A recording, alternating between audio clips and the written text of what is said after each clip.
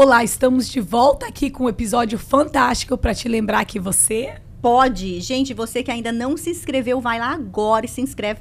Aperta aí no link e se inscreve no nosso canal, porque você vai ouvir histórias maravilhosas. E hoje aqui não é diferente, né? Gustavo Couto, Marina, um casal 1000, não é 20, maiores consultores, agência de consultoria financeira dos Estados Unidos, brasileiros, gente, que privilégio, né? Isso é um orgulho para nós, não é? Com Povo certeza. brasileiro. Gente, a maior agência da Five Rings Financial. E eles, como vários brasileiros aqui, passaram por vários perrengues, não foi fácil chegar onde estão, e hoje aí é uma história de sucesso para contar, maravilhosa, que a gente tá doida para ouvir. Já tava ouvindo algumas coisas aqui, né, Muito Thalia? bom, Já prazer ficamos estar aqui com vocês, muito legal mesmo, obrigado pelo convite. Maior Nós privilégio que e honra estar aqui com vocês. Nós agradecemos porque sabemos que são super ocupados, né? Uma agenda aí super lotada, e tiraram um tempo para estar aqui com a gente e trazer para nossa comunidade, né?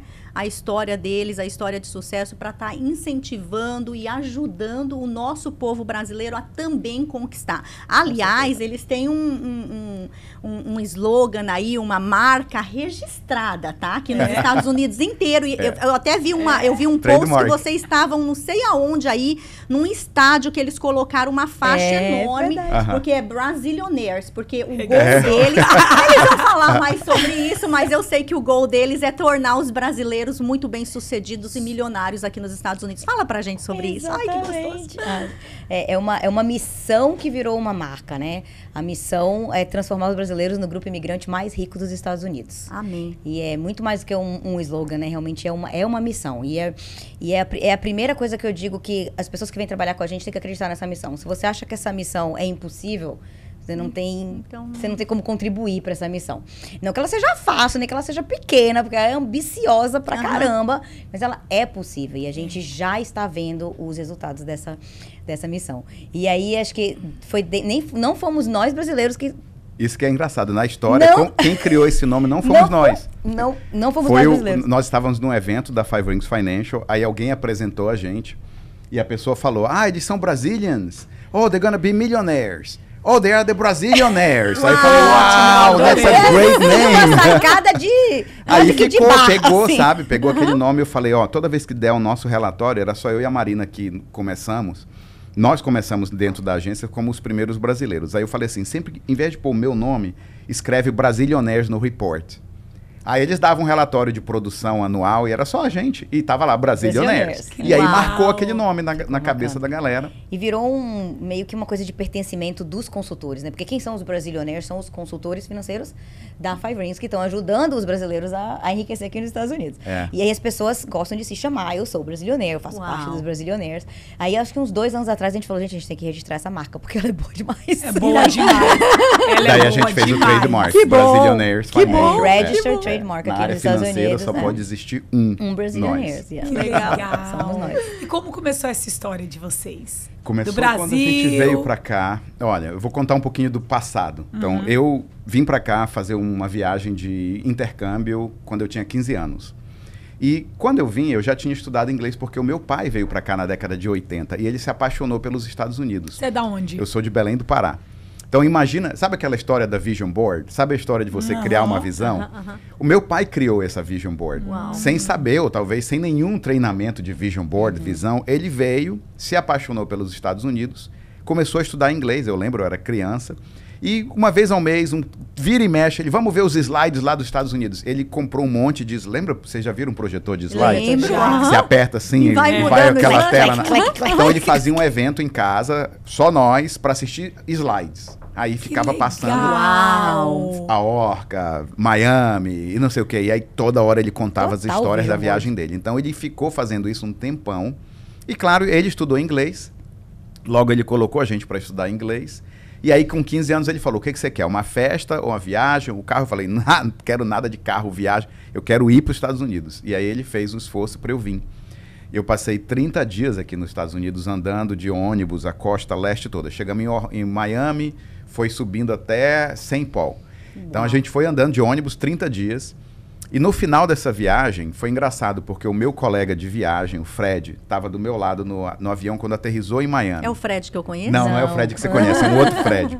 Frederico Ledo. Aí ele perguntou para mim, eu estava na janela vendo o avião chegar, e ele perguntou para mim, aí, você acha que um dia a gente volta para lá? E aí eu virei para ele e falei, Fred, se eu voltar para lá é para morar para sempre. Uau. E aquilo, com 15 anos, marcou. E ali veio aquela coisa de buscar caminhos. Eu tentei um intercâmbio com Rotary, tentei outras fontes de vir morar aqui, e nunca rolou. Mas no final da faculdade, com a Marina já como minha namorada, esse assunto voltou à tona. Agora eu vou deixar ela contar essa parte da história. Porque a responsável mais foi ela do que eu. Eu tive o sonho, mas quem executou? Né, Marina? Tá vendo? Executora. Já eu nunca tinha vindo para os Estados Unidos. Eu não tinha nunca nem aspirado a vir para os Estados Unidos. Muito menos morar. Mas foi lá pelo meio da faculdade, a gente se conheceu bem no início da faculdade, entramos na primeira turma, que lá no Brasil tem esse negócio de a turma vai junto, né, na faculdade. E a gente começou a namorar logo no primeiro ano. E aí, depois de um tempo, ele começou a dividir esse sonho de Estados Unidos comigo. E eu falei, bom, começou a fazer sentido para mim profissionalmente. A gente estava se formando em ciência da computação. Era um tempo em que essa questão de tecnologia estava explodindo. Os Estados Unidos aqui estava começando aquele boom de .com. Tudo fazia muito sentido. Começou aquele vrum, assim, nossa, as empresas americanas estão vindo recrutar aqui dentro do Brasil, de tanto que eles precisam de pessoas dessa área e tudo mais. E a gente, bom, vamos pensar nisso daí. E aí eu falei, bom, mas se a gente vai... Ei, tic-tac, tic-tac. Daqui a pouco a gente se forma. O que é que a gente tem que fazer? Aí eu comecei a pesquisar como é que a gente pode ir para lá, que vistos tem, a gente vai fazer mestrado. Aí mestrado era caro, demorava mais tempo. Aí eu, com muita pesquisa, descobri que existiam uns cursos chamados cursos de extensão em faculdades maravilhosas, tipo Berkeley, UCLA e tudo mais, e dava visto de estudante. Era como se fosse uma especialização do Brasil. Não chegava a ser um mestrado, mas era como se fosse uma especialização. Durava às vezes 1 ano, 2 no máximo, custava muito menos do que um mestrado e dava visto de estudante. Eu falei, é isso. Ela pesquisou tudo isso numa época que nem existia... A internet não era o que era hoje, né? Instagram, Facebook, não tinha ninguém dando aula. Eu ia um por um no site das faculdades, procurava, fuçava. Não era fácil achar essas informações naquela época, não. Mas ela descobriu todo esse processo de vir como estudante, mas não estudante de inglês, estudante profissional, que depois de 1 ano dava a permissão de você trabalhar. De trabalho. E isso vocês não eram casados ainda? Ainda não. Não, namorados. Essa é outra história, demorou um tempinho pro casamento. Mas eu consegui enrolar bastante. A gente não vou entrar, senão vai dar problema o resto do dia. Mas aí... a gente foi dando os passos. Precisava fazer o TOEFL, precisava fazer isso. E fomos fazendo, porque a ideia era, assim que a gente formasse, vir. Porque por que a gente vai ficar... Em Belém do Pará, eu não sou de Belém, eu sou da Bahia, mas eu morava em Belém naquela época. Eu falei assim, em Belém do Pará a gente não vai ficar. Aqui, Baiana sem sotaque. Tá há muito tempo já aqui, né? Aqui e fora da Bahia. Sotaque, porque é um sotaque forte. Um sotaque forte. Eu saí da Mas Bahia agora com a gente 10 vai passar anos. uma semana lá na Bahia. Eu vou voltar, Ela vai voltar. Fala comigo depois de eu voltar da Bahia, vai estar outra coisa. Que legal! Vai voltar falando muito sotaque. É verdade. Então, no final da faculdade, a gente decidiu ou vai para São Paulo ou vai para os Estados Unidos. E a Marina falou, não, vamos para os Estados Unidos, é onde tem mais oportunidade. Eu acho que isso é uma coisa importante da gente falar. Porque o que acontece? Você faz todos os planos, você dá todos esses passos, mas... existe resistência. Sim. Tem resistência. Você foi chegando no final da faculdade, a gente já estava começando a trabalhar numa área mais comercial, que a gente gostava, tinha tipo um emprego, começava a ter reconhecimento na área profissional.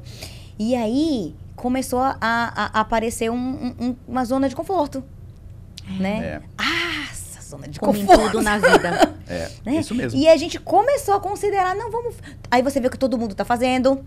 Tá todo mundo indo fazer mestrado aqui nos Estados Unidos, aqui no Brasil mesmo. Tá todo mundo indo pro Sul, pra São Paulo. E começando a trabalhar e fazendo... Por que a gente não faz isso também? De repente, mais 1 ano, mais 2 anos. Será que a gente precisa já se debandar, assim, pros Estados Unidos? Começou a ter um questionamento. E já tava começando... A dúvida, bendita dúvida. Porque a manada tá fazendo outra coisa. Né? Então, olha, tá todo mundo indo pra lá. Será que se todo mundo tá indo pra lá, né? Então, isso que é certo? E aí a gente começou a ter esse negócio de titubear. Mas uma bela hora eu falei assim, não, cara, tá tudo pronto. Se a gente vai sair da casa... A gente morava cada um na casa dos nossos pais ainda. Eu falei, se a gente vai sair, digamos que seja pra ir pra São Paulo. Vamos pra São Paulo. Começar a viver independentemente. Vamos ter que se virar. Vamos se virar onde é melhor. Vamos se virar nos Estados Unidos. Vamos onde tem mais oportunidade. Vamos encarar onde tem mais oportunidade. Não é à toa que a gente investiu todo o tempo e tudo que a gente fez até agora. Aí vamos. Aí E aí tem as resistências. O dólar tava 1 para 1 naquela época. Imagina, bastava você comprar tudo em dólar, você tava milionário hoje. Tava 1 para 1. Que coisa boa. E quando a gente decidiu, vamos lá. Aí semana que vem eu compro o dólar. No meio da semana veio uma coisa do governo, uma canetada, alguma coisa. Mudou de 2 para 1. Ai. Metade do dinheiro que eu tinha... Não, o que eu tinha, o dinheiro virou metade. Eu perdi metade do dinheiro numa canetada do governo. Aí eu falei, pai, não vai mais dar para ir, aquela coisa. Meu pai falou, não, eu sempre gerei uma reserva em dólar, eu dolarizei a minha grana para isso. E aí ele disponibilizou um dinheiro emprestado para mim, para a Marina, e era, eu lembro, 20 mil dólares. 20 mil é muito mais do que muita gente veio naquela época, cara. 20 mil dólares. E aí eu fiquei apavorado, falei, pai, mas cara, é muita grana, eu não sei como eu vou conseguir pagar isso. Aí meu pai bateu assim na mesa, porque eu estava indeciso, né, e falou assim, olha só, eu trabalhei a minha vida inteira preparando essa grana para vocês, para lançar vocês mais longe. E se na tua vida inteira você não conseguir juntar 10 mil dólares, 20 mil dólares para pagar esse empréstimo, tem alguma coisa que eu fiz errado no caminho. Com certeza, durante a vida, tu vais ter condições de pagar esse dinheiro de volta. E aí ele me tranquilizou, porque ele não me deu um prazo de 1 ano ou 2, ele deu a vida inteira. E ele meio que desafiou, né? Falou, cara, se você não conseguir juntar 10 mil dólares na vida inteira, alguma coisa você fez errado, pô. Se formou em faculdade de ciência da computação e não conseguiu prosperar. E aí nós viemos. E aí logo que a gente chegou aqui, a ideia era, essa grana, era muita grana na nossa cabeça, vai durar o ano inteiro, a gente vai conseguir se manter. Você já sabe, não importa quanto tempo atrás. 3 meses, tava passando fome praticamente. Cara, metade da grana foi embora no primeiro mês. Na Califórnia, São Francisco.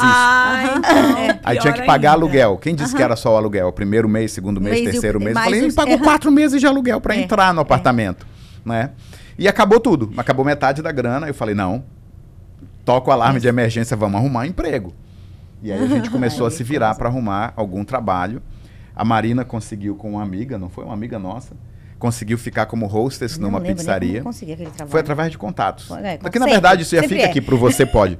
Tudo que você consegue na vida é com contato com as pessoas. Você só tem sucesso através de networking. Contato com pessoas, não tem jeito. Relacionamento é o segredo do sucesso. Essa é a verdade. Com os pequenos contatos que a gente tinha, uma amiga arrumou um emprego para a Marina e uma outra amiga me ensinou como procurar emprego na área de informática, porque estava em alta demanda. E aí a gente conseguiu, a gente morava na frente da biblioteca, eu falei, eu vou ali pegar uns livros. Quem disse que tinha internet, como fazer currículo? Não, era livro mesmo. Vai lá na biblioteca, pega 3, 4 livros de carreira. 1999. Nossa, pega 3, 4 livros, estuda, prepara o resumê, o tal do resumê, preparei, mandei, fui em entrevistas.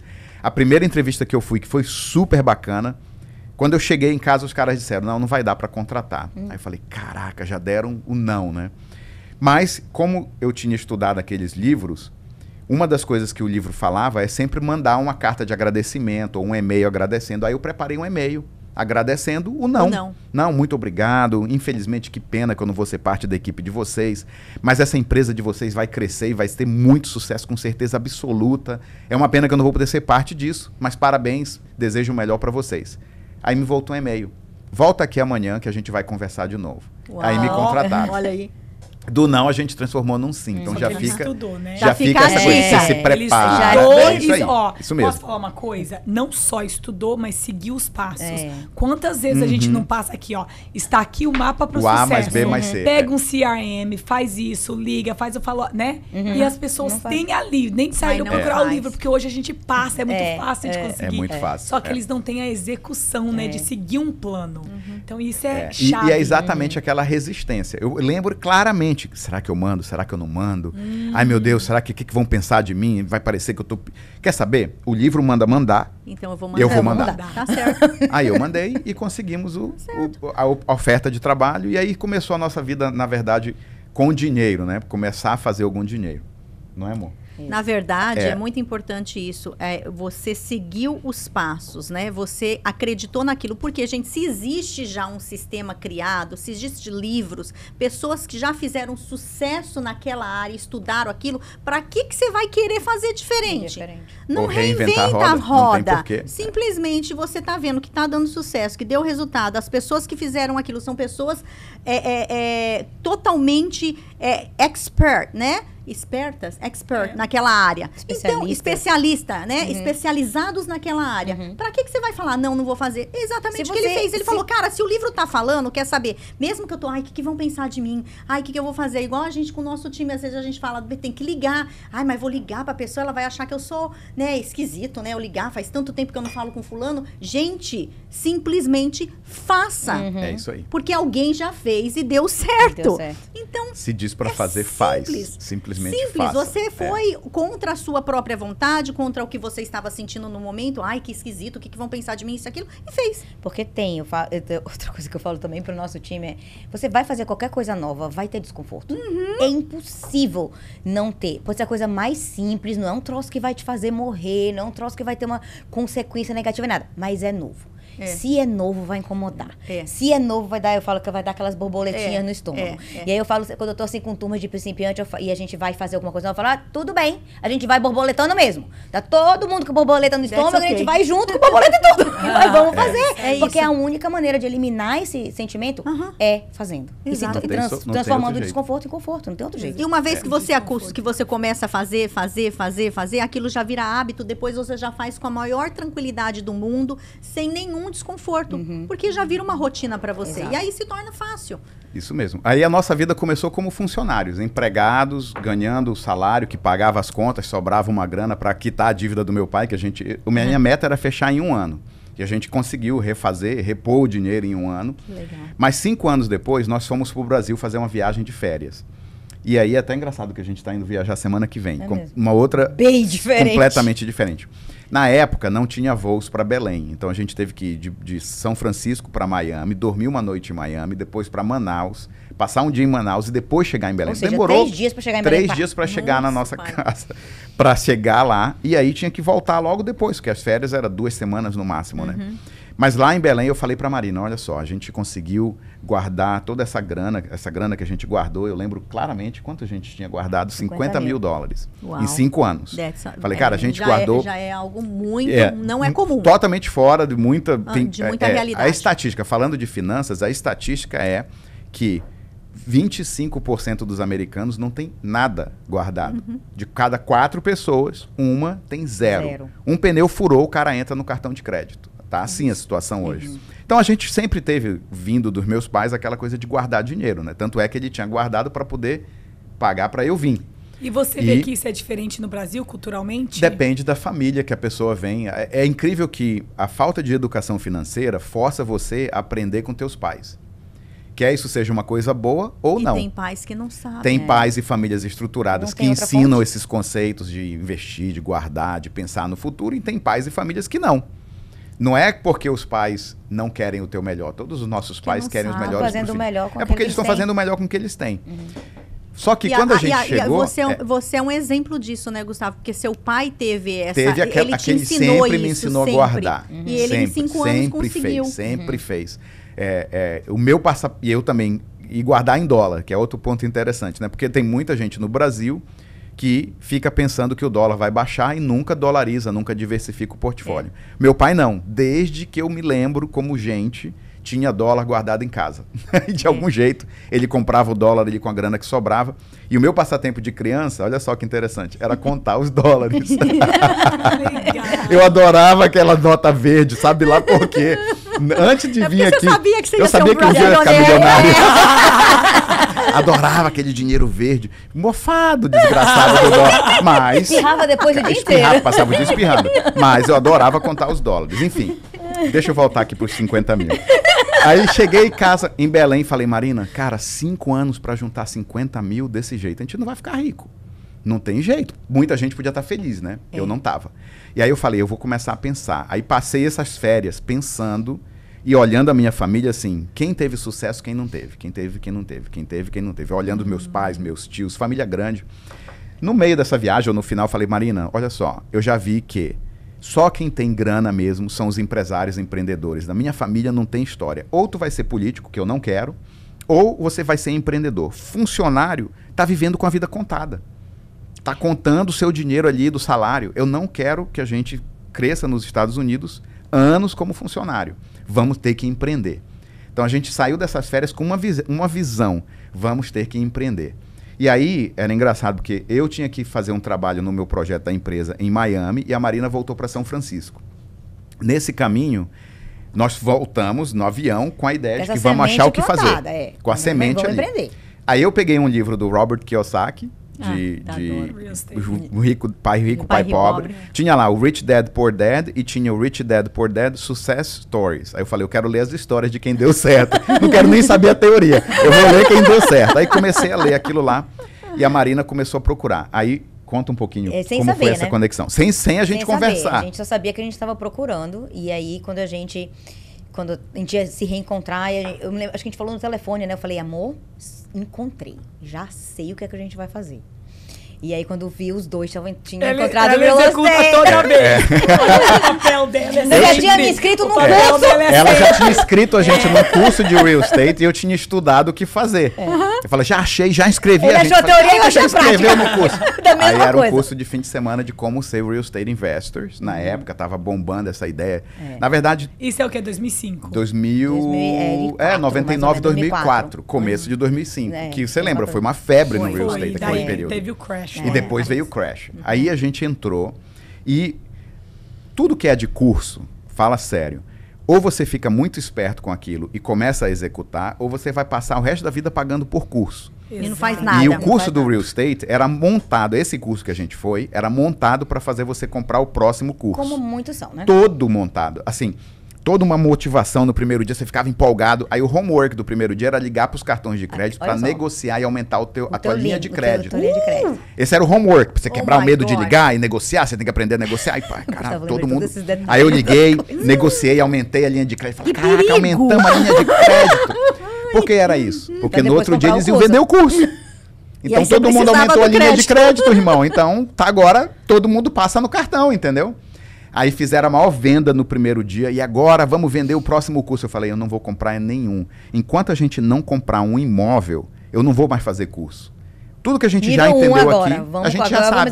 Agora a gente tem que executar, comprar um real estate. Comprar um rental property, contar alguma coisa. Porque não adianta ficar fazendo curso. Tem que pôr em prática. Você falou, né? Tem o treinamento, tem o conhecimento e tem a prática. Experiência só vem com prática. Não vem com curso. Só fica rico quem vende o curso. Você tem que executar para criar um negócio. E aí a gente começou. Nós morávamos na Califórnia como alugado, tenants, e a gente já comprou uma rental property para alugar na Flórida, porque eu estava em Miami. Não dava para comprar na Califórnia, o preço era altíssimo. Era altíssimo, Mas na Califórnia a gente comprou um duplex. Na Flórida. Na Flórida, perdão. Então era landlord na Flórida e tenant na Califórnia. Pelo menos alguém eu alugava no aluguel. Mas já tinha o seu já tinha os caras pagando aluguel ali. E aí a gente começou, mudamos para Miami. Eventualmente porque também acabou a gente decidindo mudar para Miami por causa disso. Porque a gente gostou muito do real estate. Lá na Califórnia era muito proibitivo o preço lá. O preço era impossível pro valor de você que a gente fazer. Guardado, ainda é. Só proporcionadamente só continua crescendo. E aí ele começou ele já estava apoiando um projeto aqui em Miami. Ele vinha muito para cá. No trabalho. Aí eu vim nessa vez que a gente foi olhar os imóveis, eu falei assim, por que a gente não muda para cá? Cara, mais perto do Brasil. Muito rápido. Foi rápido a gente mesmo. decide muito rápido. Se parar para pensar. Isso aí. Mas você sabe uma coisa incrível que eu vejo em vocês? E assim, a gente já se conhece tem um bom tempo, mas eu nunca tive a oportunidade de ouvir a história de vocês como eu estou ouvindo hoje. E uma coisa que eu acho incrível é que vocês se conectam de uma maneira muito incrível como casal. Vocês decidiram lá, conversaram no Brasil, vamos fazer isso, os dois foca no mesmo foco, tem a meta, vamos executar o que tem que fazer. Exatamente. A gente vê muito isso. Se distrai. Um quer, mas o outro não executa, não ajuda. Então um acaba levando muito tempo para ir puxando o outro. Que faz você automaticamente slow down. Ir mais devagar. Porque se você tá indo e tá puxando o outro, você vai... diminui o speed, né? A velocidade vai diminuir um pouco. Certeza. E eles não. Então a gente vê muito incrível, isso. Incrível. E vamos fazer. No avião, os dois já resolvendo a mesma coisa. E aí quando a gente é bem assim mesmo. A gente tá contando em uma hora, mas foi rápido mesmo. Já estava executando. Tá vendo? É incrível. Parabéns. É o Power Couple. Parabéns. Quando junta dois, eles falam mesmo que viram um absurdo, assim. Viram uma explosão. Explode a energia. Às vezes me perguntam, é preciso trabalhar em casal? Eu falo assim, olha, não é preciso, mas quando dá certo, dá certo. Dá certo, acelera muito o processo. E aí nós mudamos para a Flórida. Para resumir, senão a gente vai contar essa história a vida inteira. Mudamos e começamos a comprar imóveis. Imóvel, duplex. A estratégia era, comprava o duplex, reformava e alugava. Daí a gente descobriu no primeiro que existe uma coisa chamada Section 8. Eu podia fazer 1000 cursos de Section 8. Mas como eu comprei um imóvel que tinha, eu aprendi. Você entende? Porque na execução você começa a desenvolver o conhecimento. E aí a gente com Section 8, eu descobri que esse Section 8 vinha de uma entidade aqui em Palm Beach, em West Palm Beach, que alugava para famílias pobres, em que o provedor da família tinha HIV. Eu falei, cara, ainda é uma boa ação, eu estou alugando para alguém, família que tem uma dificuldade, que está com uma situação... Era através de uma non-profit. Era através de uma non-profit. Eu falei, eu vou alugar agora, eu lembro o nome do cara, era Mr. Wilson.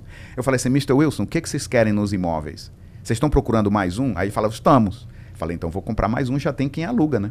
Que aí legal, e não atrasa, bom que não atrasa. Não atrasa, vem em ponto e eu já tinha o relacionamento. Outro. Aí a gente começou a duplicar, compra mais um, ligava, eu colocava em contrato, já ligava para o Mr. Wilson, vinha inspecionar e me dar o preço do aluguel. Aí ele me dizia quanto ele podia alugar e eu já sabia como funcionava a matemática. Então era correr para o closing, né? Então a gente adquirimos na época 10 apartamentos, entre duplexes e quadruplexes, 10 unidades. Só que todas em áreas de baixa renda, no gueto. Posso ser bem sincero, no gueto. Vocês já alugaram no gueto aqui em West Palm Beach? Gueto que você não pode nem andar de carro.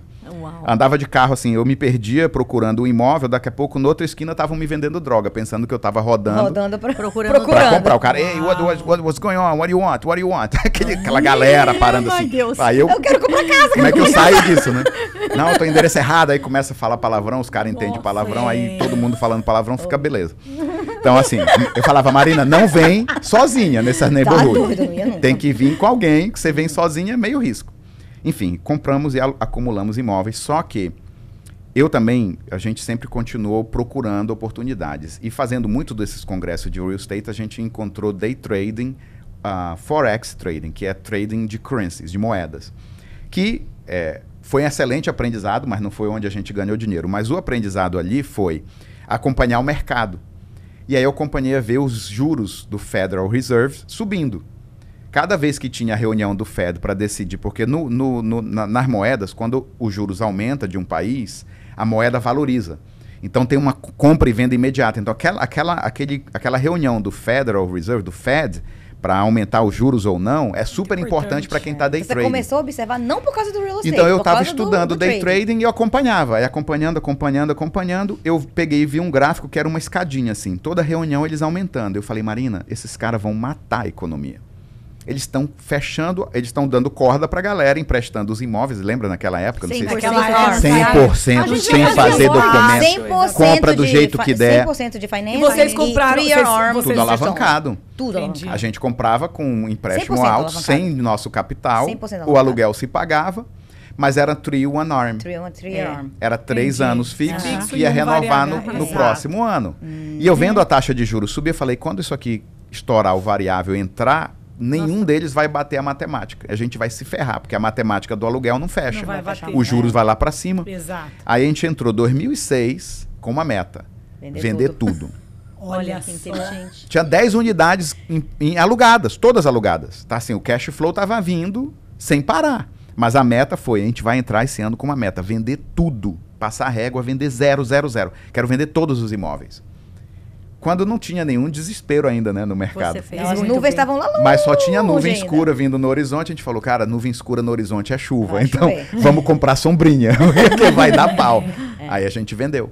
Vocês conseguiram vender tudo? Tudo. De janeiro a junho, nós vendemos tudo. Capitalizamos a equity, ficamos com cash na mão. A gente vendeu tudo tão bem que por meses, acho que quase um ano depois, os appraisers ligavam pra gente. Os appraisers. Por que vocês venderam nesse preço? Como vocês conseguiram vender tão bem assim? O que é que teve de diferente nos terms? Vocês deram, o que eles não achavam que era uma porque era a casa mais alta da neighborhood. Era sempre os imóveis que a gente tinha vendido. Na alta. Época certa. Bem no auge do volume. Venderam no topo da montanha-russa. Assim. No topo da montanha-russa. Ainda bem que a gente vendeu, porque vocês sabem o que aconteceu depois, Nós né? sabemos. 2008 Em 2007 o mercado... segurando, esperando, cara, 2007 ficou flat, né? O mercado imobiliário. Flat, exatamente. Mas 2008, como eu já estava trading, eu via que a economia não estava bonita, porque o mercado já mostrava sinais de fraqueza nos gráficos. E aí a gente ficou ali, o que faz, o que não faz. Só que em 2006, final de 2006 para começo de 2007, meu pai faleceu. E aí, para mim, saiu da questão de empreender e dinheiro para que eu tô aqui? Propósito. Foi assim, um choque gigantesco. Ele veio passar o Natal, chegou aqui, era para passar o Natal, chegou aqui no 1º de dezembro. Dia 3 de dezembro. Aí, não, chegou dia 1º. 3. Chegou dia 3? Então ele faleceu dia 6. 6. Chegou aqui reclamando de dor no pescoço. Era um aneurisma. Uau. Quem vai saber que é um aneurisma, dor no tem pescoço? como. Aí estourou na mesma noite. E aí ele teve um derrame fatal, fulminante, naquela noite. E no domingo ele faleceu. Sexta, sábado, domingo. Olha o choque que é. Choque. Cara, você tá assim, de repente, Natal, tudo maravilhoso. Seu pai morando era perto tudo da pra praia, ser. grana na conta, Porsche na garagem. Ele nem andou no... do nosso primeiro Ela filho, grávida. Tudo assim, a vida De repente, perfeita. bum! Porrada na tua cara. Segura, peão. Essa é a vida. Essa foi a porrada. Aí, pra mim, eu tive que cuidar da minha mãe para entender o que estava acontecendo. Ela estava desesperada, em prantos. A gente também no nervosismo, mas a gente aprende e cresce, né? Quando tem um desafio. E para mim, o que chocou mais foi o meu propósito de vida, qual é. Porque até então era só grana. Era realmente crescer e prosperar. Essa era a visão. E a gente criou, a gente tinha grana, a gente tinha um imóvel, tinha um monte. Mas não tinha um propósito. O negócio do real estate era grana, não era propósito, entende? E aí, depois, em maio, nasceu o Vitor. E o Vitor nasceu assim. Marina teve um parto natural. Eu entreguei o Vitor no colo dela. Fui tomar um banho em casa. Quando eu ligo pra ela, ela fala assim, volta que eles estão vindo com helicóptero. Que helicóptero? Pra ênfase, tá doida? Não. Foi merecido. Aí ela falou assim, não, ele nasceu com probleminha. Eu falei, probleminha com helicóptero? Nós vamos levar pro Children's Hospital de Miami pra fazer cirurgia do coração. Aí eu peguei o carro, troca pra Fort Lauderdale pro hospital.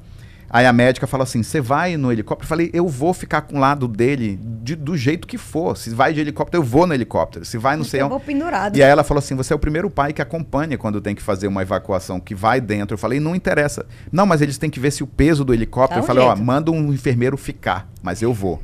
Eu não vou sair de perto dele. enfermeiro ficar. Não quero saber. Tá certo. Resumo, o Vitor nasceu com um problema do coração que teve que fazer cirurgia com 5 dias de vida. Então, assim, mais uma porrada, né? Cadê o teu propósito? Se você não tem propósito, você começa a ficar pirado, né? E ele nasceu, fez cirurgia, mas eu lembro o que foi forte pra mim naquele momento, naquela confusão toda. Eu tava uma vez chorando no hospital, até recontei essa história no nosso grupo que a gente tá treinando da equipe.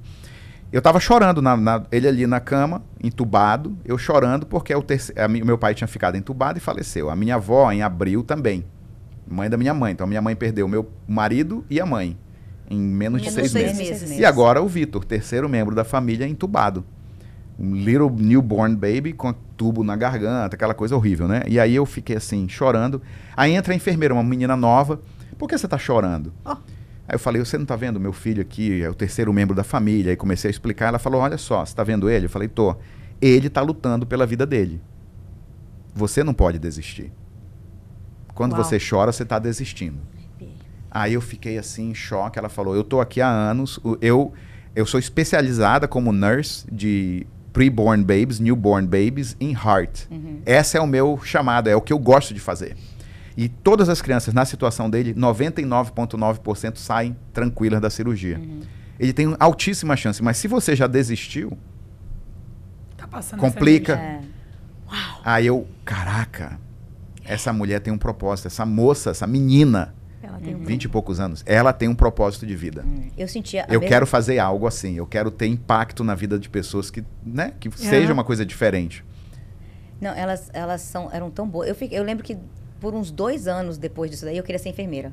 Falei assim, acho que eu quero ser enfermeira. Porque aquelas mulheres, aquelas meninas, realmente, 23, 24, 25 anos, me impressionavam tanto. Imagina o que é eu tinha acabado de parir, né? A criança, toda essa situação, elas me davam tanta segurança que eu ia dormir fora do hospital. E voltava. O pessoal, vai descansar, mãe. Ele tá bem. Tá tudo bem aqui. Você tem que se recuperar pra você poder estar com ele. Porque daqui a pouco ele vai estar em casa, você vai ter que estar amamentando. Tem muitas coisas que você vai ter que fazer. Mas era uma certeza tão grande que eu falava, tá bom, eu vou. Eu vou. Propósito de vida. O meu pequeno ficou 3 meses na UTI quando nasceu. Então, pro pai é complicado, porque nós mães, nós somos supostos sair com aquele bebê, amamentar. Você tem uma espera, você tem uma expectativa. O choque psicológico é muito, porque tudo que o nosso corpo... Tá se preparando pra ficar, né, grudado. Exatamente. Ficar aí eles tiram o bebê, tem aquela separação. E a gente não consegue entender emocionalmente, choque emocional muito Mas forte. Elas são maravilhosas. Maravilhosas. Incríveis. As enfermeiras que trabalham nesse espaço aí são tem propósito. Tem propósito na vida. E isso faz a diferença. Ficava gritante. Isso faz uma diferença gigante. Então, isso aconteceu em 2007 e eu fiquei chocado. A gente começou a procurar um propósito de vida. Mudamos. Vou deixar você contar um pouquinho, porque senão eu domino aqui a reunião. A executora vai contar a parte dela agora. Cara, eu digo assim, a gente ficou meio que flutuando. A gente perdeu a raiz e ficou assim, procurando onde é que a gente se agarra agora, no que a gente se agarra agora. E aí isso acabou gerando um tempo de que a gente passou 2 anos mudando de 6 em 6 meses, basicamente, de um lugar para outro. Porque a gente achava que era o lugar que fosse talvez dar essa diferença, entendeu? Então, a primeira coisa, uma das coisas que a gente fez, o Vitor nasceu... Daí, o primeiro lugar que a gente foi pro Canadá. Passamos Vancouver. um tempo. Uau, mudaram mesmo! A história do Canadá é porque a gente esperou o green card americano desde que a gente estava aqui. Então já estávamos em 2007 nessa jornada aí, nada de green card. E um dia a gente foi no Canadá e na volta, numa viagem de passeio, eles mandaram um convite para você aplicar para o green card. Aí nessa que nada vinha, eu falei, quer saber? Aplica pro plano B do Canadá. Não custa nada ter o green card. A gente tinha H1B na época, um né? visto de trabalho. Aí, que tinha um tempo limitado, né? Isso. Uma hora... Se perdesse o emprego, perdi o green card. Aí o Canadá aprovou o nosso green card. Em 1 ano e meio. A gente já estava uns 6 anos, acho que nessa vai e vem de green card dos Estados Unidos. Aí a gente falou, quer saber? Vamos. Tava um pouquinho assim de birra, sabe? Tipo assim, eu tô aqui fazendo tudo por esse país e não consigo, não sei o quê. Olha só, em 1 ano e meio os outros estão me convidando pra ir. Então bora. Daí a gente vendeu tudo da Flórida. Aí a gente vendeu tudo aqui na Flórida, empacotamos a nossa casa, mandamos, Vancouver. acho que empacotamos 3 caixas, sei lá, de 4 roupa, caixas só de roupa e fomos pro Canadá. Só que detalhe. Com um bebê. Com um bebê que ia fazer 1 ano. E a Lola, um cachorro. E a Lola, um cachorro. Detalhe. Na semana que a gente tava para ir pro Canadá, chegou o green card dos Estados Unidos. Mentira! Agora eu não quero mais você! Mais ou menos, a gente tinha vendido. Agora eu não te amo mais. A gente tinha vendido. História de romance? De história, novela. A gente tinha vendido tudo. A gente já tava pronto pra ir. Tinha alugado, tinha assinado lease no Canadá e tudo mais. Eu falei, bom, agora a gente vai. Agora a gente vai. Vamos ficar com os 2 green card. Ficamos de birra, com os 2. Agora eu vou ter 2. Nossa, tem muita história. Mas assim, só pra resumir, pra gente chegar um pouco no encontro do propósito, aí a gente foi pro Canadá. Daí depois a gente voltou pros Estados Unidos, porque a gente queria, na verdade, nosso investimento todo, nosso coração era nos Estados Unidos. Era o que a gente tinha lutado por tanto tempo. Então a gente voltou pros Estados Unidos. Aí moramos na Califórnia por um tempo. Mas aqui tava, desde o falecimento do pai dele, começou aquela pulga atrás na orelha. Será que a gente quer mesmo estar longe da família? Olha só o que acontece quando você fica tanto tempo longe da família, você vê uma vez por ano. E ainda, olha só, uma vez por ano que você acha que você vai ver, você vai passar um tempo junto, olha o que acontece. E aí ele tinha a mãe dele no Brasil, e os meus pais ainda, ficou aquela coisa, será que a gente não quer voltar pro Brasil? Aí fomos tentar voltar pro Brasil. Ficamos 6 meses no Brasil. Voltamos pra Califórnia. Flórida, Canadá, Califórnia, Brasil. E depois, cada 6 meses foi uma mudança dessa. Mais ou menos de 6 em 6 meses. Aí a gente já tinha todo um esquema de se mudar. A gente vendia tudo no Craigslist. No lugar novo a gente comprava tudo entre a IKEA e Craigslist.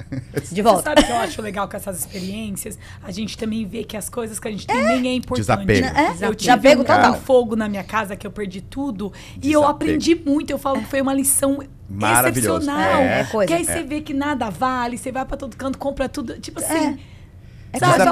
Desapego de coisa que não importa. Então, isso aí já é caminho ao seu propósito. Com certeza. Querendo ou não querendo. Ou não, mesmo sem saber. Vocês. Nós, quando a gente morou no Canadá, livramos de todos os carros. A gente tinha 2 bicicletas e um clube que você, quando queria andar de carro, você pegava o carro. Era uma cooperativa. Você pagava para uma vez por mês usar o carro. E não era teu, tava parado ali Tinha vários nas pontos ruas. onde você podia pegar. Tem aquele lá, vamos pegar esse pra gente dar uma volta. Acabava, era o Zip Car. Só que era de carro. Só que era de carro. Então a gente viveu super simples. Na Califórnia nós compramos um carro do meu irmão, que também era um carro que a gente pagou, quitado e tudo. E quando a gente foi pro Brasil, deixei com um amigo. Falei, fica aí com o carro, se você precisar, na volta depois eu compro. Se eu não precisar, depois você vende, não me interessa. O apego do bem material não existia. Who cares? Mas isso é uma delícia, né? Você muito, não ter o apego e depois poder escolher quando quer. Sim. Eu vou comprar isso porque eu quero, não porque eu preciso. Isso. Exatamente. Isso é muito importante na vida. E isso também não me define. Isso não me define. Exatamente. Ter ou não ter não faz quem eu sou. Se eu ando de bicicleta ou se eu ando de carro. Que Porsche, nada. 2 bicicletas, tá ótimo. E assim foi. Amo isso. Resumindo, fizemos essa jornada. Aí, no Brasil, não dava para morar no Brasil. A insegurança muito latente, não dava mais para acostumar.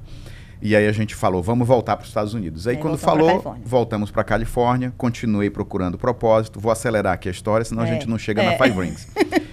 Aí, 2007, começou essa jornada. Em 2013, foi quando eu encontrei a Five Rings Financial.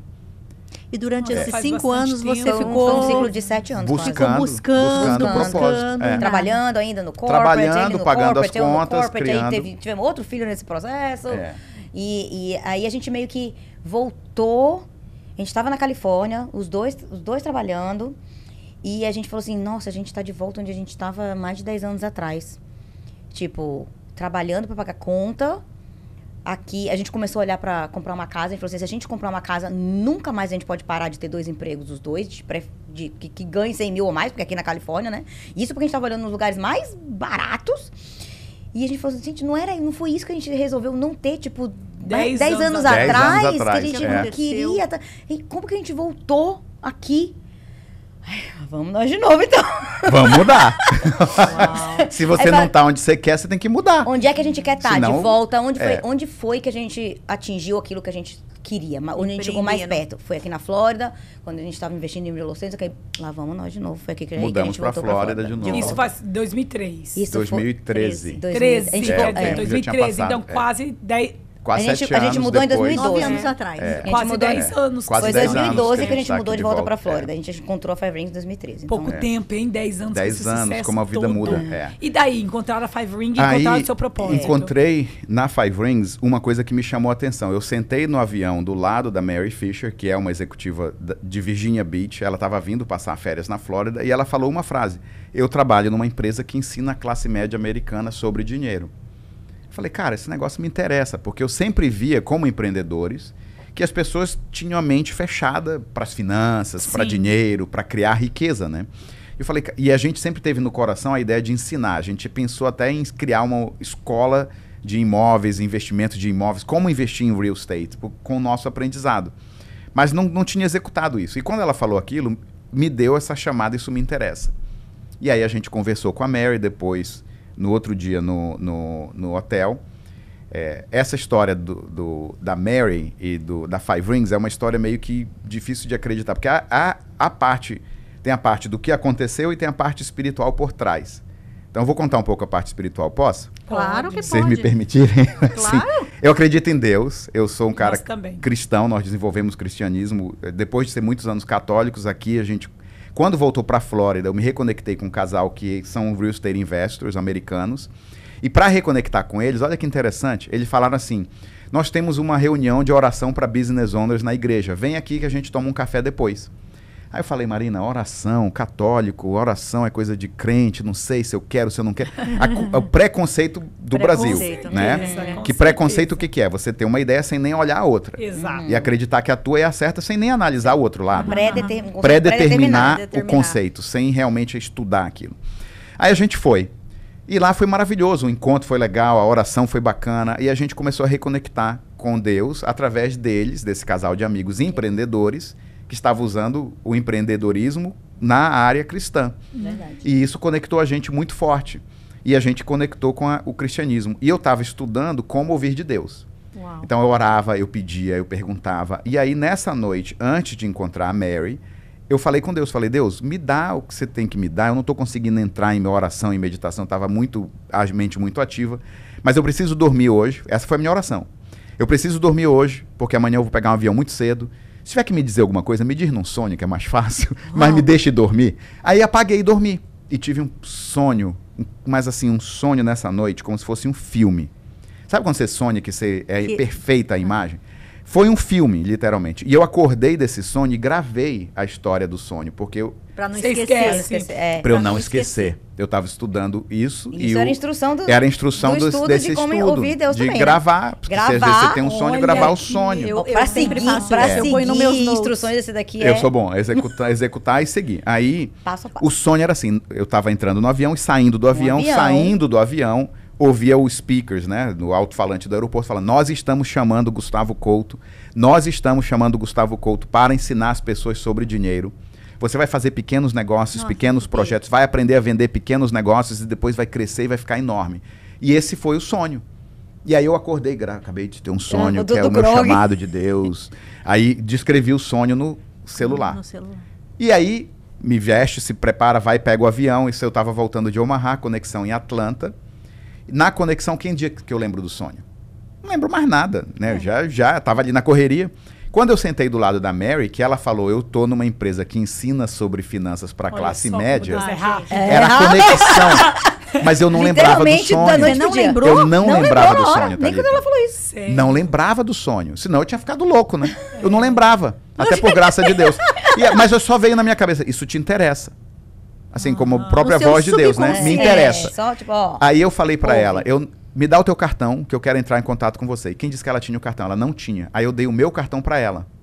Uau. Sabe quando você dá o cartão pra alguém, a chance daquela pessoa te ligar é quase zero? Todo mundo pega cartão. Quase zero. Aquilo, né? Aí chego em casa, conto pra Marina. Cara, eu encontrei no sonho, Deus me deu o propósito de vida. Eu acho que tem alguma coisa a ver com a mulher que eu encontrei no voo, mas não sei direito. Vou tocar aqui a gravação. Aí eu toquei a gravação. Ah, não. Quando eu tô ouvindo a minha própria voz falando que ele tava me chamando para ensinar sobre dinheiro, eu falei, cara, é o que aquela mulher falou que ela faz. Que eu não peguei o número dela, gente? E eu não tenho o contato dela. Uau. Aí eu bati na mesa assim, falei, mas se for de Deus, ela vai mandar mensagem agora. Plim! Mandou. Toca o texto. Foi assim, eu falar e o texto tocar. Uau. Eu fico arrepiado quando eu conto essa história, porque é difícil. Se a pessoa não tem essa crença que Deus existe, ela não 100%. acredita, é história, é bullshit, né? Mas foi o que aconteceu. E aí, pega a mensagem, era assim, Mary. Que é impossível não ter tanta conexão. Cara, é isso que eu falo. Você pode acreditar no que você quiser. Chame do que você quiser. Tem algo maior mas que existe. aí, porque é impossível. Quando as coisas têm que alinhar, tudo vai alinhando. Tudo vai se encontrar. Mas você pode dizer que isso é aleatório. É Deus. Tudo vai se encontrar. Deus. Não tem como. E daí? Aí, ela me mandou a mensagem, convidando a gente para encontrar com ela lá no hotel onde ela estava. Eu falei, Marina, vamos. Não sei nem quem é, nunca vi na vida, mas eu tô seguindo aqui o caminho que Deus me deu. Eu vou seguir esse caminho até eu sonhar de novo e dizer, para de seguir esse caminho. Né? Eu tenho que agora executar. Sim, você pediu. Fomos lá encontrar com ela. Aí ela sentou lá na praia explicando o que era Five Rings, como funciona, parará, pererê. Eu falei areia, assim, desenhando na areia, porque não tinha papel. Eu falei, Mary, eu nem sei o que é, mas eu tô dentro. Eu acredito que Deus me chamou para esse propósito. Aí contei isso para ela, ela começou a chorar. Porque do lado dela, ela também acredita em Deus e ela estava vindo para a Flórida se sentindo culpada porque ela estava começando o business dela e pediu para Deus abençoar a viagem. Aí na primeira conexão que ela fez um cliente e na segunda ela encontrou comigo. Uau. E aí ela chorando, me contando isso, eu falei, ok, nós estamos no mesmo caminho. Propósito. Mesmo propósito, mesmo caminho. Quando tiver a palestra do Mike, me chama. O Mike faz palestra de educação financeira, né? O CEO da empresa. Um mês depois ela me chamou, a palestra era em Atlanta. Eu moro em Boca Raton, Flórida, peguei avião, fui para Atlanta, assisti a palestra. Uau. 1 hora de palestra, mas aí eu aluguei hotel, carro. Ninguém faria isso, né? Se a pessoa não tá procurando. Ah, não, quando tiver aqui perto de mim, me chama. Me fala. Não tem online? Falei, cara, se essa é a oportunidade, eu sempre me lembro na faculdade, uma professora que me falava assim, a oportunidade aparece para você, mas ela aparece disfarçada. Parece que é trabalho, parece que é loucura, não parece que é uma oportunidade. Se você não agarrar aquele fio de cabelo e pegar a oportunidade pelo cabelo, você não vai ter sucesso. A gente diz que ela é uma velha desdentada, né? Às vezes ela falava assim, a velhinha desdentada com um fio de cabelo. Aí eu falei, era essa, lá vem o fio de cabelo. Então eu peguei o avião, fui em Atlanta. E quando o Mike Wilk começou a palestra de educação financeira dele, nos primeiros 15 minutos eu mandei mensagem para Marina, eu faria isso, mesmo que fosse de graça. E aí, quando cai a chave do que é um propósito. Propósito. Porque se você faz uma coisa por paixão, mesmo que fosse de graça, é o teu chamado, sim ou não? Sim. Não é pela grana. Mas logo depois, sendo empreendedor, eu virei e falei, mas eu tenho certeza que eles fazem dinheiro, porque senão eles não estavam aqui servindo jantar para essa galera. De graça. Te tem um business por trás desse negócio. O olhar empreendedor logo entrou também. Daí o Mike no final, ele sabia que eu tinha ido da Flórida, então ele veio me dar uma atenção extra, porque é uma coisa que vocês fazem para diferenciar, né? Ele sabe, pô, esse cara veio de lá da Flórida assistir a palestra. E o resto da galera tá aqui porque tá aqui perto. Aí, o que você achou? Eu falei, eu só tenho uma pergunta para você. Falei pro Mike. Aí ele, que pergunta? Como é que eu começo isso na Flórida? Essa é a pergunta. Ele falou, não preocupa, a gente vai te dar o passo a passo, você vai ter que estudar para tirar uma licença e depois a gente começa a fazer esse evento. Passo a passo é com ele. Começa a fazer esse evento lá. Me dá um passo a passo que a gente vai. E assim a gente começou. Fazer evento de educação financeira Dia 12 de março de 2014 foi o nosso primeiro evento. 12 de março de 2014. A Marina, tá vendo como ela sabe dados? Aí, os dados que ela precisa saber. E aí começou. Ela foca. Quando a gente começou, eu não sabia nada de vendas e eu estudei demais os produtos, mas como falar com as pessoas, ensinar e ajudar as pessoas a redirecionar as finanças delas, eu não sabia. Então demorou 6 meses para fazer um cliente. 6 meses fazendo palestra, fazendo evento, tendo reunião. Tendo custo com evento. Convidando gente nova. Tendo reunião que... Ou seja, quantas pessoas desistiram? A oportunidade de frustração era... Quantas pessoas você conhece no seu time que desiste nos 6 primeiros meses? Nos 6 primeiros dias. dias. O cara quer ficar rico em 2 dias. Se ele não ficar rico no segundo, ele quita no terceiro, não é? E às vezes a pessoa tá quase lá. Você tá quase lá. E aí você já recebeu tantos nãos que o sim tá quase chegando. E você desiste. Mas o evento era assim, 30 pessoas por evento. Então eu falo para as pessoas, imagina, 30 eventos. E depois, 30 nãos. Não. Conta aí, 30. Aí eu mostro, uma vez eu treinava mostrando no quadro, que a galera fica agoniada, né? De tantas vezes se escrever não. Aí segundo mês, de novo, mais 30 pessoas no evento. E 30 nãos. Terceiro mês, 30 pessoas no evento. 30. Quantos não? 30 não.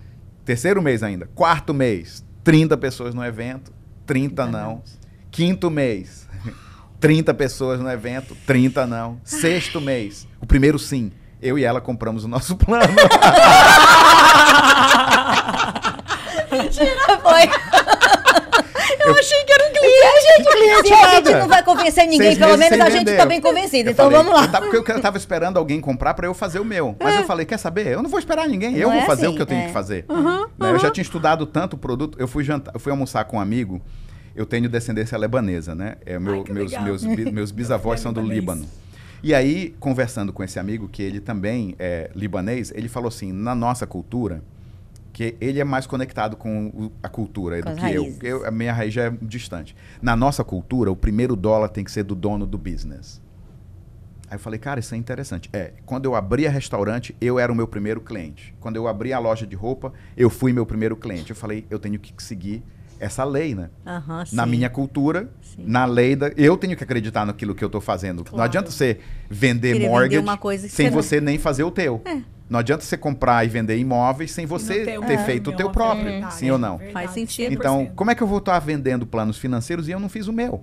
Falar que a pessoa precisa disso, que precisa. E se eu não fiz? Mas você não tem. Eu tenho todos os outros produtos, menos o meu. Aí eu falei, não. Ele falou uma chave que eu não estou executando.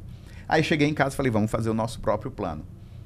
E aí a gente começou realmente a fluir. Engraçado, né? Depois que você começa a fazer, as pessoas, e também depois de 6 meses que eu não ia desistir, as pessoas começaram a ver que talvez tenha alguma coisa ali. Mas... Teve outra chave, não sei se você estava indo nessa direção, mas teve outra chave importante que virou nessa faixa dos 5, 6 meses e com a experiência de estar sentando com tantos clientes e esse não. Obviamente, eu acredito 100% nessa questão de se você não tem o produto... As pessoas não vão acreditar, porque se é tão bom assim, por que você não tem? Mas outra coisa que a gente fez mais ou menos ao mesmo tempo é que a gente viu a desconexão que estava acontecendo entre a palestra em inglês e o público brasileiro. Então, a gente tinha muitos convidados, porque era o nosso círculo de pessoas que a gente estava conhecendo, eram muitos brasileiros, eram as pessoas que a gente se conectava, eram as pessoas que a gente queria ajudar, e a gente convidava para a palestra. Quem vinha da palestra era o Mike, e ele dava palestra em inglês. E ele começou a sentir que a palestra é instrumental para o início do trabalho que a gente faz com as pessoas, é onde a gente primeiro apresenta certos conceitos importantes, para depois, quando sentar na consultoria individual, certas coisas fazerem sentido e você já começar a construir em cima daquela base, digamos, que aconteceu na palestra. E ele sentia que quando ele referia aos conceitos da palestra, as coisas, as pessoas ficavam com aquele olhar de tipo assim, não entendi, não lembro de ter visto isso, tava totalmente desconectado. E aí a gente falou, a gente precisa fazer em português. E a gente precisa ajudar a nossa comunidade em primeiro lugar. Em português. Em português, não. Isso aconteceu no 4º mês, eu acho. Eu acho que foi lá para setembro, que foi a nossa primeira palestra em português, que a gente falou, Mike, muito obrigada, você pode vir assistir se você quiser, você não vai entender nada, mas agora a gente vai dar a palestra, nós mesmos, em português. Porque aí vocês começaram a ver ali virar. A virar a chave. Começou a virar. Porque também a gente teve que sair da zona de conforto. Ele vinha palestrar. Eu sentava ali para assistir. Agora eu tenho que sair dessa zona de conforto e eu palestrar em português. Mais difícil. Mas muito mais difícil. Coisa que você não fazia antes. Que eu nunca fiz na vida. E eu falei, quer saber? Se tem que fazer, vamos fazer. E outra, aí comecei a fazer. Hoje, você que tem muito sucesso, faz muito dinheiro, já viu o retorno, fazer hoje é uma coisa. Agora, fazer, quando você tá tocando naquela tecla por 6 meses e só recebe e nada acontece, aí é mais difícil. Difícil. Você tá entendendo? Você tem que acreditar em algo que não aconteceu ainda. Que não aconteceu ainda. Pra passar aquela segurança. Pra passar aquela segurança pras pessoas. Sim, difícil. E a gente fez. Começou a fazer as palestras em português, a gente fez o nosso próprio plano, a coisa começou a andar. Aquele foi o ano de começo. Mas eu ainda estava no emprego. Então a gente não começou full time. Era part-time. Era part-time. Então eu trabalhava de 9 às 5, 6 da tarde começava a trabalhar no business. E também é outra coisa que as pessoas desistem, né? Porque as pessoas querem mudar de carreira, querem mudar de profissão, mas querem manter um salário fixo enquanto elas estão aprendendo. E aí, para fazer isso, você tem que ter o foco dobrado. Tudo bem, essa é uma estratégia. É possível, mas esteja preparado a trabalhar dobrado. Tem que trabalhar o dobro. Tem que ter foco. Não pode simplesmente achar que aquilo ali vai acontecer por acidente. Não vai acontecer por acidente. E aí, a gente começou a trabalhar na 5 Rings. E foi quanto tempo? 1 ano e meio trabalhando full time no emprego e part time na 5 Rings. 1 ano e meio. Hoje a gente tem pessoas na nossa equipe que em 2, 3 meses já está 1.000 por hora, quita emprego, está 100% no business. Mas é porque diferente. Vocês criaram um sistema porque que funciona para os brasileiros. Vocês criaram todo um sistema com toda a sua experiência, com todas as suas, com os erros e com os acertos. Hoje é só pegar, tá aqui o mapa. Se você fizer desse jeitinho, vai ser muito mais rápido. E também o segredo foi não desistir no começo. No começo de tudo, uma frase que eu ouvi assim, tudo é complicado quando você está começando. Nada é fácil quando você está começando, porque você não sabe. Mas é complicado porque você não sabe. E não porque é impossível. Aí o que acontece, você aprende, cria habilidade e fica fácil. É verdade. Mas só cria habilidade quem persiste. Quem pratica. No momento que é difícil, sim ou não? Sim. Tudo que é novo. Quando você começou o teu business, Thalita, não foi a mesma coisa? Quando você começou, André, não foi difícil? Tá difícil nisso. Uma dificuldade, hoje cara. Tem aprendizado. Tem, né? sempre. Sim. Exatamente. Se a gente não ficar em cima de aprender o tempo todo, o mercado muda, a gente está passando uma época de se reinventar total. Então, é uma ajudando a outra. A gente está se falando muito mais agora do que antes. Por quê? André, isso está acontecendo com você? O que você está fazendo que está funcionando? Porque estamos se reinventando o mercado, né? As coisas estão shifting, né? O mundo muda. Você tem que estar pronto para mudar com ele. Negócios é um troço vivo, né? E assim que foi o começo da agência Brasilionaires. Mas 2, 3 anos depois que a gente começou, veio aquela chamada de ajudar as pessoas. De novo, conexão com Deus. Eu estava assim, agradecendo a Deus pela carreira que a gente já estava. Quando eu ouço na minha própria mente, mas você não está ajudando o teu povo. Eu falei, como assim eu não estou ajudando o meu povo? Só atendo o brasileiro. Meu povo, minha família toda está protegida, toda tem seus planos. Como assim eu não estou ajudando? Não, você está na melhor carreira que você já encontrou, mas você não trouxe ninguém para ela. Você não abriu a porta. Você não está mudando. Eu falei, caraca, eu não abri a porta mesmo. Porque na 5 Rings você tem um modelo de negócio em que você pode atuar como consultor independente, que foi como a gente começou, e 80% das pessoas entram na profissão para ser um consultor e criar a carreira de consultor financeiro. Mas você também pode construir agências. E quando você constrói agências, você monta no mundo do real estate um time, uma equipe, sim ou não? A mesma coisa do nosso business.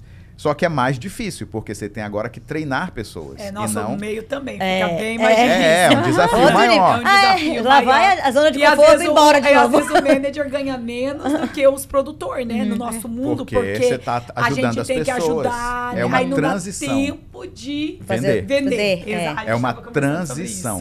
E essa transição não é fácil. Não é fácil, mas é importante fazer. Porque o segredo do sucesso é você ter mais valor para o mundo. Quanto mais valor eu der para o mercado, mais sucesso eu vou ter. Como um consultor independente, eu trago valor. Mas se eu montar uma equipe de consultores, eles vão trazer muito mais valor do que eu faço sozinho. Sim ou não? No teu business de real estate, no seu business de mortgage, é igual. Se você estiver sozinho, você vai trazer valor até um certo nível. Mas para passar desse nível, você tem que aumentar a equipe. Não tem jeito. E para nós foi um choque quando um dos tops consultores não conseguiu produzir. E aí a renda dele caiu de 300 mil ao ano para 0 no outro ano. Eu falei para Marina, se isso acontece com a gente, não só a gente não está abrindo as portas para a carreira, mas a gente está dependendo 100% de nós. Se o nosso esforço não... Do nosso esforço de alguma próprio. maneira ficar impedido, a renda está totalmente atrelada ao tempo dele e o meu tempo. Vocês não são um business owner, vocês são o seu próprio funcionário. Vocês são self-employed. Autônomo, né? Você é dono do teu próprio emprego. Autônomo, mas você tem que trabalhar para fazer. Exatamente. É o dono do emprego. É o dono do emprego. É verdade, é o dono do emprego. E aí? Aí se você parar de ser o dono do teu próprio emprego, não é dono do negócio. Quando a gente começou a treinar, que mudou a chave. E para mim virou muito a chave porque quando aconteceu, o propósito sempre foi muito forte para nós. Então, um dos motivos pelos quais a gente quis começar a treinar pessoas era pela expansão do propósito. Se a gente ajuda 70 clientes por ano, como é que a gente faz para ajudar 700 clientes por ano, 7 mil clientes por ano? Com certeza não é com a gente fazendo mais daquilo. Tipo, o tempo é limitado, então a gente tem que ajudar outras pessoas. E logo, relativamente no início da gente começar a treinar algumas pessoas, a gente teve o nosso primeiro caso de benefício em vida na agência, que é um dos produtos carro-chefe para nós, é o seguro de vida com benefício em vida.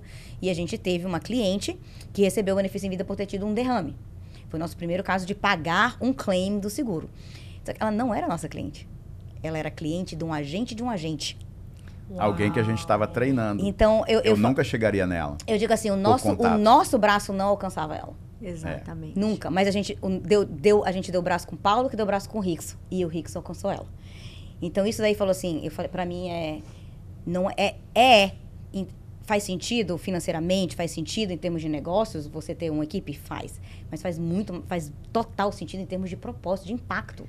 Quando você vê isso acontecer, não tem nada mais gratificante. Nada saber que você, que por isso. causa de vocês, aquela vida foi impactada de uma maneira, a mim, muito forte. Porque ela teve o que ela precisava no momento para se preocupar somente com a saúde dela e mais nada. Financeiramente, ela estava tranquila. Exatamente. Então, hoje, o nosso foco é esse. Fala um pouquinho do processo de treinamento, de mentoria. O nosso foco é sempre abrir a oportunidade da carreira para outras pessoas. Eu falo que a indústria financeira sempre foi muito elitizada. Os consultores sempre queriam trabalhar só com quem já tinha dinheiro. A indústria não queria treinar pessoas do zero, era todo mundo assim, deixa eu já oferecer um pouco mais de comissão para alguém que já sabe fazer, para ver se ele vem trabalhar comigo. Então é aquela coisa assim, todo mundo lá no topo e ninguém se preocupando com quem estava aqui embaixo. E a Five Rings veio revolucionar isso de uma certa maneira, dizendo assim, olha, tudo que esse pessoal oferece em termos de produto e de estratégia, dá para fazer com 2 milhões, mas dá para fazer com $200 por mês também. O produto funciona, a estratégia funciona em todos os níveis. Então, por que não ajudar pessoas a criar riqueza e não só já trabalhar com os ricos? Mas aí abre uma gama de literalmente milhões de pessoas para ajudar. E aí você precisa de um exército. Aí você precisa de um exército para ajudar tantas pessoas. Aí o nosso foco virou como que a gente cria um programa de treinamento para treinar qualquer pessoa que queira entrar nessa carreira. Não interessa de onde veio, não interessa que background tem, não interessa nem se fala inglês, não interessa. Se a pessoa tem vontade de aprender autorização de trabalho aqui nos Estados Unidos, como que a gente faz essa pessoa andar passo a passo a passo? E aí isso virou o nosso foco dos últimos anos. Cada vez melhorar esse treinamento, como você fala. Virou realmente um sistema azeitado. Tá aqui e várias pessoas já usaram esse sistema para atingir o sucesso. Não é uma coisa que teórica, né? Já foi utilizado e reutilizado. E a gente está sempre procurando como melhorar. Então, a gente tem aplicativo de treinamento. Como é que a gente faz... reuniões, novas mentorias. Vamos introduzir a parte de mentalidade. É o tempo todo inovando em como que a gente ajuda as pessoas. Tudo em português. Tudo em português para ajudar. Porque se a gente quer ajudar a comunidade brasileira, a gente tem que treinar um exército de brasileiros. Para se conectar com aquelas pessoas, para falar na língua, para conectar com a cultura, para que todo o plano funcione, né? E a gente criou esse foco, agora é o nosso foco. Aquela coisa que a Thalita falou mais cedo.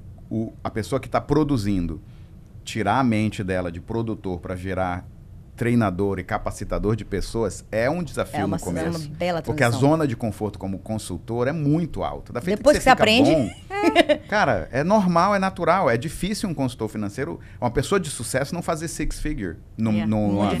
Né? Mas 6 figuras. 6 figuras é mais de 100 mil dólares de renda por ano. Só que para você virar e aumentar essa renda, você tem que ter uma equipe. E é difícil quebrar essa barreira da equipe, porque você está ali tentando fazer a tua própria venda. E às vezes tem muita gente que entra e desiste no primeiro dia, aí, como desiste você falou, no terceiro mês. Parece que você está dando 2 passos para frente e 1 para trás. Mas depois a coisa anda. Então hoje a gente tem um time ativo de 300 consultores licenciados, mas tem muito mais do que 300 pessoas licenciadas. Muitos estão com a licença, mas não estão ativos esse ano. A gente que tem mais de 500 consultores licenciados hoje, com certeza. A gente tem um aplicativo que toda semana tem alguém promovendo, sendo promovido, comemorando. Treinamento semanal, nossa equipe, não só nós, porque agora o que a gente faz é ensinar a duplicar. Vocês duplicaram. Então a nossa liderança é duplicada por outras pessoas. Entendi. Porque também na nossa indústria, o que a gente conta para as pessoas? O sucesso que eu tenho hoje com Marina tem que ser duplicado. Não... Ao invés de uma empresa, um emprego onde o CEO da empresa é o único que ganha o maior salário, no nosso business, no nossos business, você pode criar alguém para ganhar mais do que você. Com certeza. E você deve criar pessoas que vão ganhar o mesmo nível que você ou mais. Exato. Porque aí você tem prosperidade em alto nível, sim ou não? Sim. Então, o nosso foco é trazer mais pessoas para o nosso nível de income, para quem quiser, abrir a porta e mostrar o caminho passo a passo, sistematicamente. Tá aqui o que você tem que fazer, tá aqui como você vai fazer. A gente fez um congresso esse ano dos Brasilionaires. Tinha 600 pessoas na sala aqui no Convention Center de West Palm Beach. 600 brasileiros. 600 brasileiros. A gente chamou o Jerônimo Temel, que é um super palestrante no Brasil, veio fechar o nosso congresso. Ele gostou tanto da nossa equipe que a gente acabou fechando um projeto com ele de treinamento. Então ele treina a nossa equipe semanalmente no mindset, no desenvolvimento, nas atividades. E esse próximo ano a nossa meta é 1.200 no congresso. Dobrar. E é possível. Claro que é. O foco que a gente tem feito faz... Cara, a energia de 600 brasileiros vibrando, buscando sucesso numa sala, num congresso, é muito legal. E ter 1.200 vai ser mais ainda, né? Vai ser enlouquecedor. Então, hoje o nosso prazer é esse. É treinar novos consultores, capacitar mais pessoas para ter o nosso nível de income ou mais. 1 milhão por ano é onde a gente está hoje. Imagina, você sair do Brasil com 20 mil dólares e hoje está numa renda milionária. É muita coisa. Quando eu larguei o emprego de 100 mil e hoje o nosso income mensal é você transformar a tua renda anual numa renda mensal. É possível? Você pode. Pode! Hoje você está vivendo o seu propósito. Você está vivendo. Aí porque o foco não era grana. Quer dizer que eu não gosto de dinheiro? Não. Viver com propósito não quer dizer viver sem dinheiro. Exato. Sim ou não? Sim. E muito pelo contrário. Quanto mais dinheiro, mais você avança o teu propósito. Quanto mais propósito você tem, mais impacto você causa. E você é remunerado no mercado pelo nível de impacto. Pelo nível de dinheiro, aí você vai conseguindo tocar vidas de outra maneira. Você vai tocando. Exatamente. E então, é possível. E não só a gente. Tem outro casal na nossa equipe com esse mesmo nível de income. Uau, que delícia. Tem vários casais e famílias com meio milhão. Cara, eles realmente duplicaram. Duplicou. E esse outro casal, quando eles estão hoje, quando a gente chegou, tava assim, nós 4 num café. A gente vai contar essa história num outro vídeo nosso. Tava nós 4, eu chamei eles para tomarem café e falei, cara, a gente quer treinar equipes. E não sei como fazer, vai dar trabalho pra caramba, mas a gente precisa de mais 2 malucos. Vocês topam? A gente precisa de companhia nessa maluquice. Eu preciso de mais 2, porque é uma maluquice. Eu preciso de mais 2 malucos. Vocês topam? Eu acho que vai ser bom. Topa, vamos junto? Vamos. Aí a gente começou. Então hoje, esse ano no congresso, é o Rix e a Bianca, o casal. Esse ano no congresso, foi tem um award que a Five Rings dá, que é o Most Valuable Player, MVP do ano. E o Mike deu para nós 4. Então, assim, os 2 brasileiros... Legal, é muito legal, né? A gente poder receber um reconhecimento de estar causando impacto. 4 brasileiros numa empresa tão gigante de americanos. E sendo reconhecidos não só... Como a gente está com um grupo de brasileiros, a gente está mudando a indústria financeira. Esse evento que você falou que estava lá no estádio... Eu ia falar isso. Eu quero fechar com chave de ouro. Com chave de ouro, Cara, foi incrível. Um estádio inteiro, com várias faixas. Bem-vindos os Brasilionaires. Para receber no grupo deles. Loucura. Conta como foi isso. Porque a indústria, ela reconhece resultados, sim ou não? Sim. Exato. Toda a indústria, todo o mercado, todo negócio. Reconhece resultado. E nós temos um resultado hoje bem maior do que era antes. A gente tem, em média, 600 novos clientes por mês. Então, a gente está ajudando 600 famílias de brasileiros por mês. Tá mais de quase... É muita multipliquei por 12, dá o quê? Quase 10 mil famílias por ano. Milhões de famílias. Muita gente que a gente está criando, ajudando. E aí, uma das empresas... mil famílias. Nós trabalhamos com uma empresa e a outra empresa concorrente falou, eu quero trabalhar com vocês. Há anos atrás, 3 anos atrás, eu tive essa conversa. Eu falei, cara, vocês não aceitam brasileiros com IT number.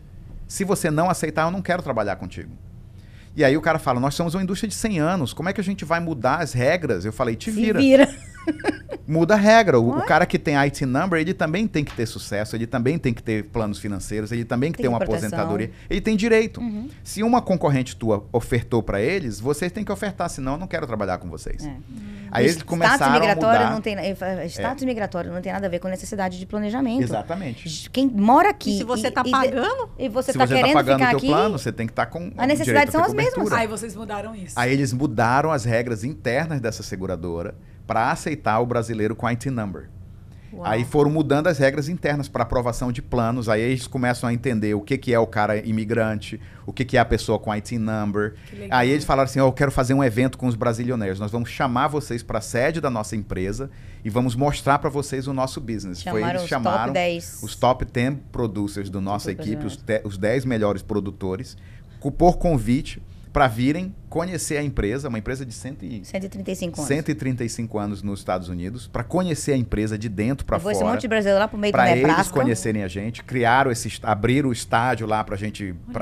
Cara, foi um evento maravilhoso, porque eles querem o nosso business, eles querem atender a comunidade brasileira. Aí depois eles me chamaram para fazer uma apresentação para os executivos da empresa.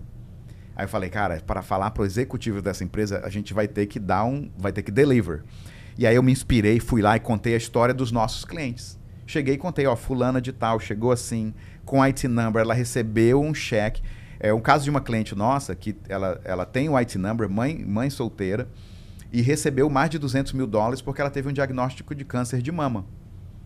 E aí eu falei, se ela não tivesse uma empresa que oferta o IT number, ela não teria essa proteção. Porque a maioria não aceita ter o seguro sem... Inclusive, muitas pessoas da nossa comunidade ainda acham que não podem fazer. Um mito que circula na comunidade. Eu não posso fazer aposentadoria, eu não posso fazer seguro porque eu tenho IT number. Pode, hoje pode. E aí a gente explicou, eu fiz a apresentação, mostrei para as pessoas o nosso propósito como profissionais. Eu via no vídeo os caras chorando, eu falei, nossa, agora eu toquei. E aí veio uma enxurrada dos executivos agradecendo a palestra, você reconectou a gente com o nosso propósito, porque a gente está aqui. Porque eles estão ali também trabalhando naqueles escritórios, no build maravilhoso, lá vira aquela coisa meio que corporativa, esquece eles perdem a conexão do que eles estão levando para o mercado. Igual o seu trabalho, quando você acha a casa para alguém, você desconecta. Às vezes é fácil desconectar, né?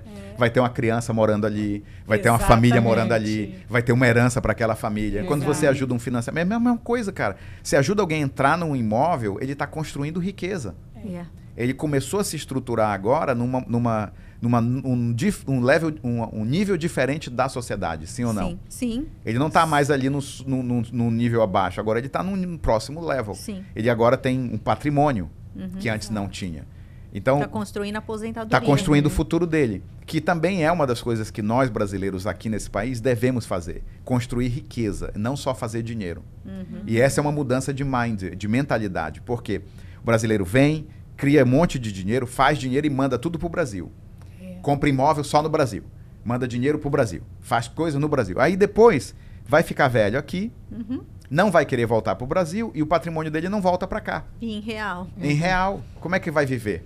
Então, a gente tem que abrir esse caminho. O nosso, acho que de todos nós que trabalhamos aqui, é criar esse ambiente para os brasileiros. E o fato de nós sermos brasileiros, é uma outra frase que eu falo que eu destruo. não faça negócio com o brasileiro. Cara, que imbecil. Que isso? Meu, você tem que fazer negócio com o brasileiro. Claro, com certeza. Porque nós estamos dentro de uma indústria extremamente regulamentada. Cada um de nós tem que ter licença para poder operar. Você tem que seguir leis, eu tenho que seguir leis, a Andrea tem que seguir leis. Sim. Todos nós temos que seguir um monte de legislação para fazer o nosso trabalho. Nós estamos em empresas americanas, tendo sucesso e prosperidade, mas falando português.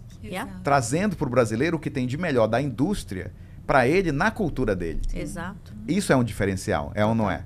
Então, quem não se beneficia disso hoje, como é que você vai se beneficiar? Quando você vai se beneficiar? Nunca. É verdade. Conexão é tudo. Conexão é tudo. Então, quero comprar um imóvel? Conversa com a Thalita. Você pode. Quero financiar? Você pode. Quero criar aposentadoria? Você pode. Isso aí. Tá tudo aberto, é ou não é?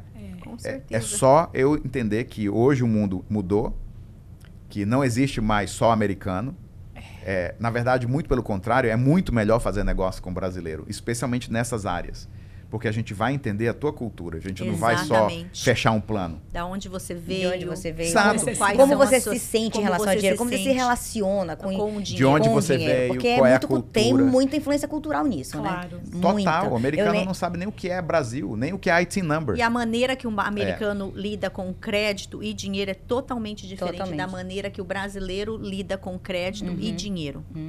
Muito. E às vezes da maneira errada, né? A gente vê no mortgage muito isso. Eu não tenho cartão que eu não gosto de dívida. Aí a gente tem que reeducar. Olha, mas aqui funciona assim, vamos fazer assim, porque agora você não vai conseguir, né? Aí a gente vai dando os passinhos, daqui 2 meses eu te ligo, aplica para 2 cartão, tá aqui, você pode ligar para essa companhia, tal, né? A gente tem que vai educando devagarzinho. Você tá jogando o jogo com as regras certas. Exatamente. Tipo, sei lá, financiamento.